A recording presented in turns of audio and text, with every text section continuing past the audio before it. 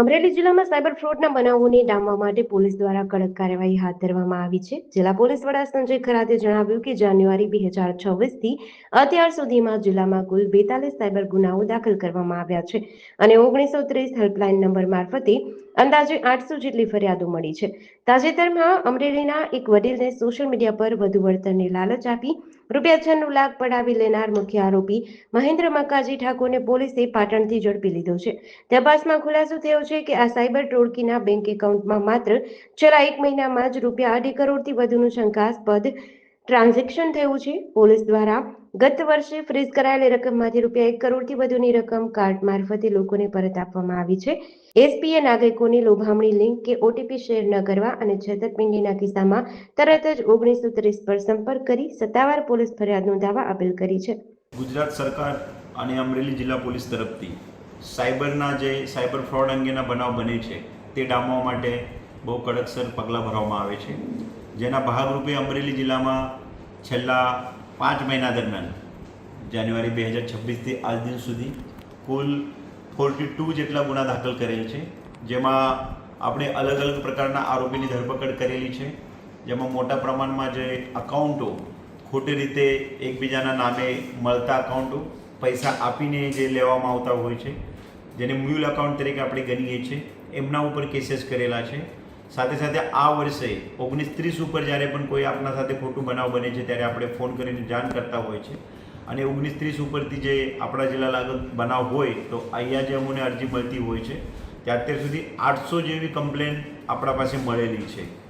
તો આ જો સાયબર ફ્રોડના બનાવો છે એ બહુ મોટા પ્રમાણમાં વિસ્તારના નાગરિકો સાથે બને છે અને એ ડામવા માટે જિલ્લા પોલીસે તમામ પોલીસ સ્ટેશન અને સાયબર ક્રાઇમ સેલ તરફથી આમાં કડકસર જે કાર્યવાહી છે એના ભાગરૂપે અમરેલી સિટી પોલીસ સ્ટેશનમાં ગયા 15 દિવસ પહેલાં જે ગુનો દાખલ થયેલો હતો, આમાં એ જે ભોગ બનનાર દાદાજી છે એને વોટ્સઅપ ઉપર અને ફેસબુક ઉપર જે લિંક મળેલ હતી અને એના થકી કે તમને વધારે પ્રમાણમાં વળતર મળશે આનું લાલચ આપી અને આ દાદા પાસેથી 96 લાખ રૂપિયા આ લોકો ઓળવી ગયા હતા, જેના તપાસના ભાગરૂપે જિલ્લા પોલીસ તરફથી આરોપીની શોધખોળ કરી અને એ આરોપીનું પાટણથી પકડી પાડેલ છે, જેનું નામ મહેન્દ્ર મક્કાજી ઠાકોર છે અને એના વિરુદ્ધમાં સમગ્ર રાજ્યમાં કુલ 8 સાયબર ગુના એને આચરેલ છે અને એના ટોળકીએ આ ગુના આચરેલ છે.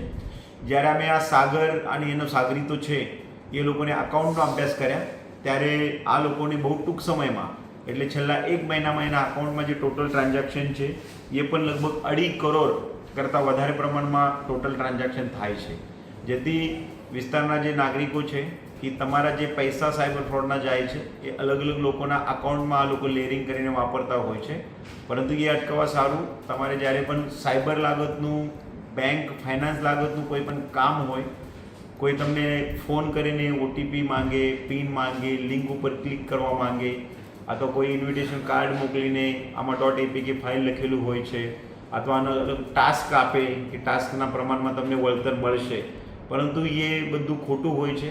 માર્કેટમાં જે કોઈ માર્કેટ રેટ કરતાં વધારે પ્રમાણમાં તમે લાલચ આપી ટૂંક સમયગાળામાં વધારે પૈસા આપવાનું પ્રલોભન આપતા હોય તો એનાથી દૂર રહેવું જોઈએ. જિલ્લા પોલીસ તરફથી એના માટે સતત સાયબર અવેરનેસ પ્રોગ્રામ અમે માર્કેટમાં, સ્કૂલોમાં, કોલેજીસમાં, અન્ય જગ્યા, સંસ્થામાં પણ યોજાયેલા છે અને ભવિષ્યમાં પણ આ રીતના કાર્યક્રમ યોજાઈશું. તો જેથી નાગરિકોને વિનંતી છે આવું આપના પ્રકારે આ પ્રકારમાં કોઈ પણ લાલચમાં આવતા નથી. કોઈ આ પ્રકારનું બનાવ બને તો તાત્કાલિક તમે 1930 ઉપર જાણ કરવી જોઈએ. ઘણા કેસીસમાં અમારી જે મેઇન તકલીફ થાય છે 1930 ઉપર જે અરજી આવેલી છે આ અરજીના તપાસ દરમિયાન અમે ઘણા અરજદારને અહીંયા બોલાવીએ છીએ, એનું તપાસ કરીએ છીએ, પણ મોટા પ્રમાણમાં અરજદાર તરફથી ફરિયાદ દાખલ કરવાનું ના પાડવામાં આવે છે. એ પણ પોલીસ માટે એક પડકાર છે, બહુ ગંભીર બાબત છે, કેમ કે આનાથી તમારે ફરિયાદ દાખલ થવાથી આરોપીના જે અકાઉન્ટ છે, એના જે સિમ કાર્ડ છે, એના જે મોબાઈલ છે, બેંક અકાઉન્ટ છે, એના ઉપર પોલીસ કાર્યવાહી કરી શકે છે. જે નંબરથી એ વ્યક્તિ બધું આચરેલ છે એ નંબર ઉપર જે આપણું NCCRP પોર્ટલ છે એ પોર્ટલ ઉપરથી એના ફ્રીઝ કરવામાં આવે છે, જેના થકી આ ગુનેગારો એક કોર્નર થઈ જાય છે અને ભવિષ્યમાં જ્યારે પણ આ ગુનેગારોને પકડવામાં આવશે ત્યારે તમારા જે ગુના છે એ ગુનાના કામે પણ આ લોકોની ધરપકડ કરી શકાય, તમારો જે મુદ્દામાલ ગયેલ છે એ પરત મેળવી શકાય.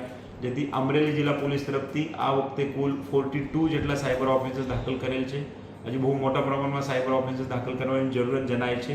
જાહેર જનતાને અપીલ છે કે એ બાબતે આગળ આવીને જે બનાવ બને છે તે અટકાવવા સારું, બનેલ બનાવના ડિટેક્શન સારું જિલ્લા પોલીસની મદદ અવશ્ય લેવી. 42 ઓફેન્સીસ દાખલ થયેલ છે. આમાં મોટા પ્રમાણમાં સાયબર ઓફેન્સીસ, સાયબર ફ્રોડના ઓફેન્સીસ છે. આમાં જે રકમ છે એ રકમમાં સાયબરના બનાવમાં આપણે એ રીતના રકમ એક કદાચ ભોગ બનનારની 50,000 લાખ અમારી પાસે 2 કરોડ સુધીના સાયબર ફ્રોડ દાખલ છે. પણ એ જરૂરી નથી. જરૂરી એ છે આપણે જ્યારે આ સાયબર ઠગીયા છે એનું અકાઉન્ટ જ્યારે એનાલિસિસ કરીએ, દાખલા તરીકે આ જે કેસ આપણે આજે ડિસ્કસ કરીએ છીએ આમાં આપણા એના જે ભોગ બનનાર છે એના 96,000 જ ગયા છે. પરંતુ જ્યારે આપણે સાયબર ગઠિયાને જ્યારે આપણે અહીંયા લાયા, એના અકાઉન્ટ એનાલિસિસ કર્યો, ત્યારે માત્ર છેલ્લા 1 મહિનામાં એના અકાઉન્ટ પર 2.5 કરોડ રૂપિયા આવેલા છે અલગ અલગ અકાઉન્ટમાંથી. અને એ તપાસ દરમિયાન ખુલવા પામેલ છે. એના અકાઉન્ટમાં જે 2.5 કરોડ આવ્યા છે બધા સાયબર ફ્રોડના પૈસા છે. તો આપણા ત્યાં કદાચ બનાવ 30,000નું, 50,000નું, 35,000નું બનતું હોય છે. પરંતુ જ્યારે આ સાયબર ક્રિમિનલ છે એનો અકાઉન્ટ આપણે જોઈએ ત્યારે સમગ્ર ભારતમાંથી, સમગ્ર ગુજરાતમાંથી જે પણ લોકો ભોગ બનેલા છે એના પણ પૈસા આમાં રિકવરી થવાની સંભાવના વધે છે. જિલ્લા પોલીસે છેલ્લા 1 વર્ષ દરમિયાન 1 કરોડ કરતાં વધારે પૈસા કોર્ટ થકી જે ફ્રીઝ થયેલા હતા 4 કરોડમાંથી એ 19-30 અરજીના આધારે અલગ અલગ જિલ્લા કોર્ટમાંથી પરત અપાવેલા છે. બાકીના જે પૈસા છે એ પણ એની જે પ્રક્રિયા છે હાથ ધરીને પરત આપવાની સતત પ્રક્રિયા છે એના થકી પરત આપવામાં આવશે. સાયબરમાં 19-30 ઉપર જાણ કરવાથી તમને જે મૂળ ફાયદો થાય છે ભોગ બનનારને, એ ફાયદો છે એની રકમ તમારી જાય છે તો તાત્કાલિક તમે જાણ કરશો એ પૈસા લોકો ઉપાડતા પહેલાં તો એ રકમ ફ્રીઝ થાય છે અને એના અકાઉન્ટમાંથી કોર્ટ ઓર્ડરથી તમને રકમ પરત મળે છે.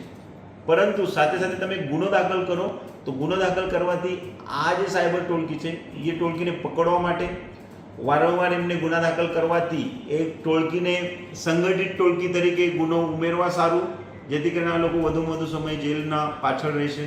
આ લોકોને વધારે ગુના દાખલ થાય તો પોલીસ સારી રીતે એને ઇન્ટ્રોગેટ કરી શકાય, સારી રીતે તપાસના કામે એને સજા પાડી શકાય.